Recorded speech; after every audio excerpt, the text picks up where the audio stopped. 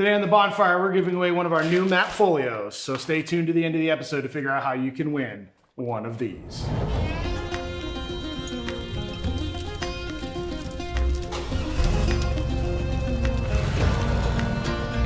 Hey, what's up? Welcome to the Blue Ridge Bonfire, the official weekly update show of Blue Ridge Overland Gear. We are all about overcoming those obstacles to getting outside. I'm CT. I'm Dean. And it's good to have you guys along on this very bumpy ride. So we got what's new. Last week we did a pre-sale of this amazing map folio.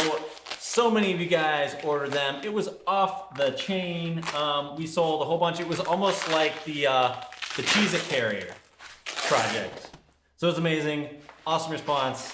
Love that this is something you guys were interested in. So we're going ahead and making an early batch because there were so many, so we may get some of those shipped out before the 29th, so look out for that. So last week we shared the save the date for the Virginia Rooftop Tent Rally at James River State Park. Again, that's going to be October 16th to the 18th. This is the weekend right after Overland Expo East, which is also going to be in Virginia. So those of you that want to plan ahead, start planning now. Save the date is out. Other information is on the website linked down below. So that wraps up what's new, and that takes us to the trip navigation series part 4. Now we got a lot of questions pertaining to budgeting, food and fuel, finding places to camp, all kinds of that stuff. So we're going to address as much of that as we can in this next one.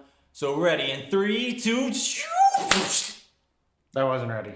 What's going on, everybody? In this segment of our trip navigation series, we're going to take everything we've talked about in the previous segments and put them into practice and actually go through the steps of planning a trip and calculating a final budget. So the steps we're going to go through is, first, we're going to look at the window of time we have for our trip. Then we're going to look at the location where we're going to take the trip. Then we're going to look at the fuel. Then we're going to look at where we're going to be camping and how we're going to break the trip down into different days. And then finally, we're going to wrap up with looking at the food and the overall final budget. So the first part of this planning process is figuring out the window of time that you have for your trip. So I'm going to plan basically a long weekend trip. So Sasquatch and I are going to play hooky on Friday. Matt's probably not going to miss us anyway. We're going to travel for the weekend. We'll play hooky on Monday, and then we're going to drive back Monday night. So we're going to take a 4-day weekend. That's probably easily doable for most people. So the second part is to figure out where can you go in that time. So for us, we look down here at the map. We're here in Bedford, Virginia, where Blue Ridge Overland Gear is. And of course, this is the Mid-Atlantic Backcountry Discovery Route. So this would actually be a nice trip that we could probably do in that 4-day weekend window. All right, now the third part is to figure out fuel. Fuel is probably the biggest variable for the length of your trip, how far you can travel at any given time. So for me, my Jeep being a 2004 Jeep Wrangler Unlimited, towing a trailer, I get roughly 10 miles to the gallon. But I have a 31-gallon fuel tank, which gives me a working range of about 300 miles. So that's going to be my first kind of piece of information that I'm going to stick over here is 10 miles per gallon, 31-gallon tank, about a 300 to 310 mile range. So that's the first variable.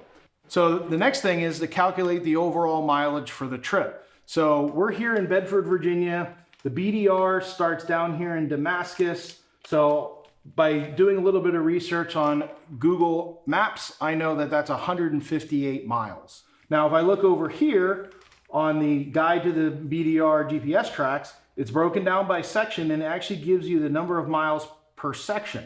So I'm going to plan on doing section 1, section 2, and section 3. Section 1 is 138 miles, section 2 is 79 miles, section 3 is 193 miles. Now, section 3 ends up here in Moorefield, West Virginia, which is about even with Front Royal, Virginia, which is the start of Shenandoah National Park and the northern edge of Skyline Drive.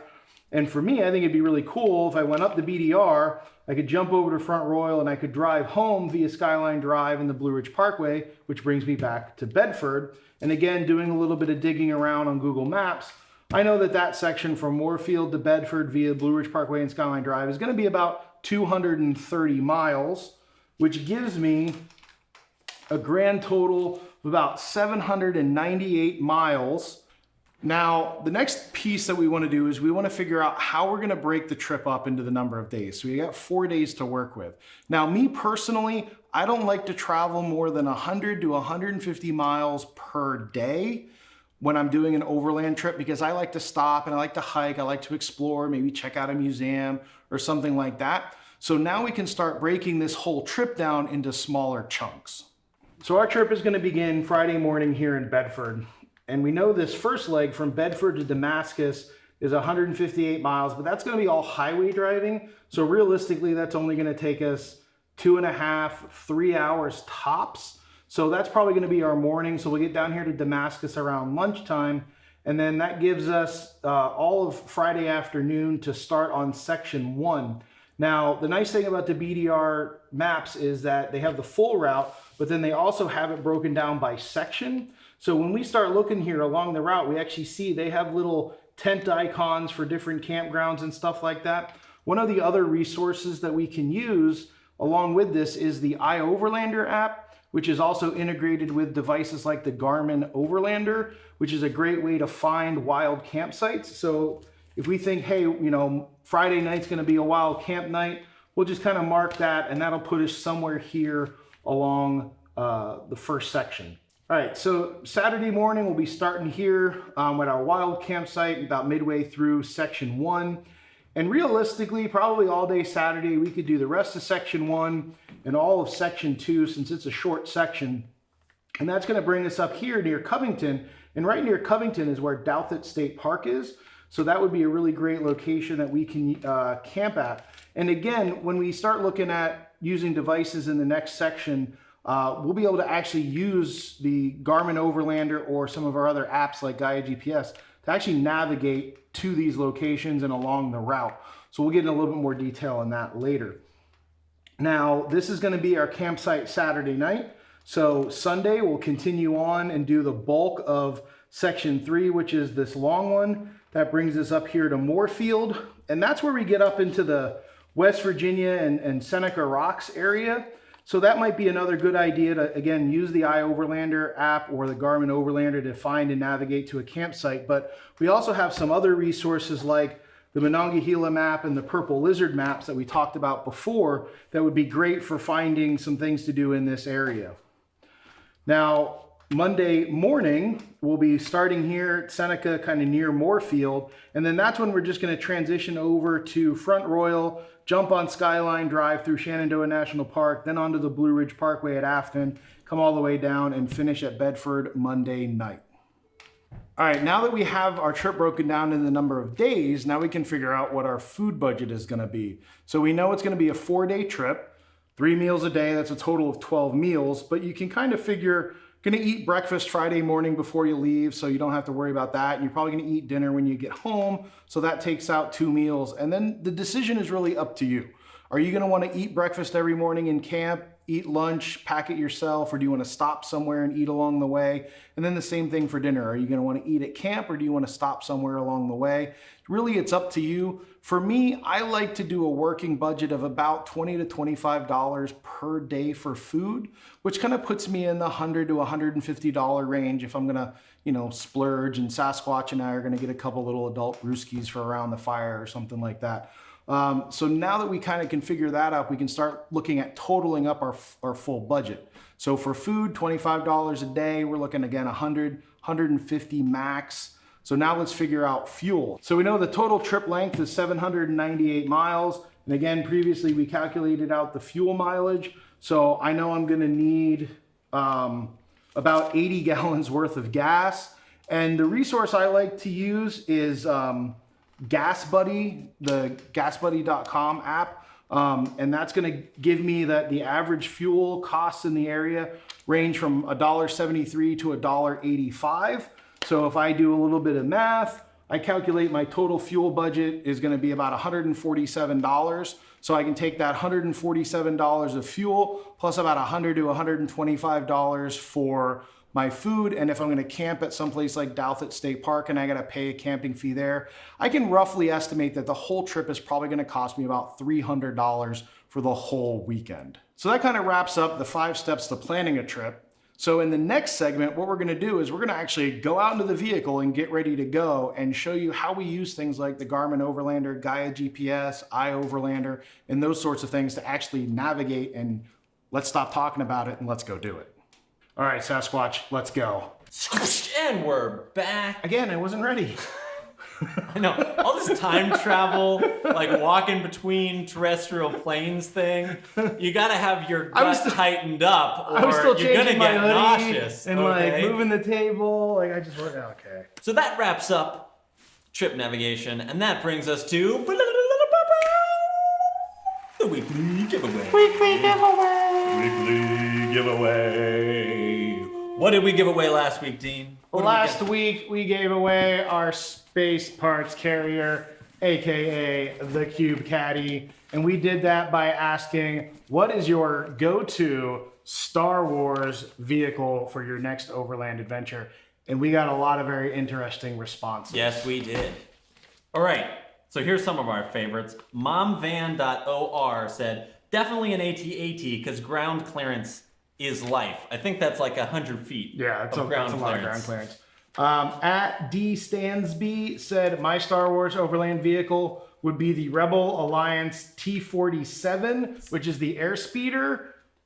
Let's just hope you and momvan.or don't meet on the trails because that'd probably be really awkward, you know, just saying. At the Renaissance Tinker said, I gotta go with the Death Star because I drive a 4x4 van, so I'm used to not being able to fit it in a parking garage. So yeah, could you imagine a Death Star with like a rooftop tent on it? But our main pick has to be at Chelsea the Red. He said the Have W A6 Juggernaut tank mic drop hashtag. I mean, 10-wheel drive. Just like that's like 2.5 times better than 4-wheel drive. Like, that's a lot of wheels, man. And it was a little bit obscure and kind of awesome. So, Chelsea the Red, you are our winner this week for the Spaceship Spare Parts Care. Congratulations. Leave us a comment, send us a message. Let us know how we can get that shipped out to you. Also, give us your email address, and we will get that order on its way. Congratulations. All right. So what are we giving away this week, man? All right. So this week we're giving away something really special. We are going to give away all of the Post-it notes from the last segment that we just... No, we're not doing that. They're not cheap Post-it notes. They're not cheap. I mean, they're really cool Post-it notes, but I'm going to keep those. You know, we are actually going to give away a map folio. Now, limited run. You know, there's only a few of these being made right now, but we're going to throw in one extra onto the production line for one of you lucky viewers, because it's you viewers who said, we want one, we want one, we want one. So we're going to give away one to one of you lucky viewers. So CT, how do they win this? Okay, so because we were talking about campsites and picking campsites, and sometimes you roll up under those things with no idea what they are, tell us what your sketchiest campsite that you ever spent the night in was. Tell us that story. Leave it in a comment down below. We want to know, and we'll pick one of those, and you'll be the winner for this map folio. So can I talk about the one time that I... so we had to edit that part I don't know if you can tell that story. Okay. But maybe another story we could include. Okay. So thank you guys for watching. You wasted another perfectly good 15 minutes listening to the Blue Ridge That's 15 Bonfire. minutes. 15 minutes you're never going to get back. Never going to get back. So thank you so much for gracing us with your presence. I'm CT. I'm Dean. And we'll see you next week. See you next week. I would have laughed if you wrung the camera lens and the hat just hung there. Like, no, that's no, you missed. No, So that wraps up Trip. Peter Picker picked a pack of pickled scallop popper.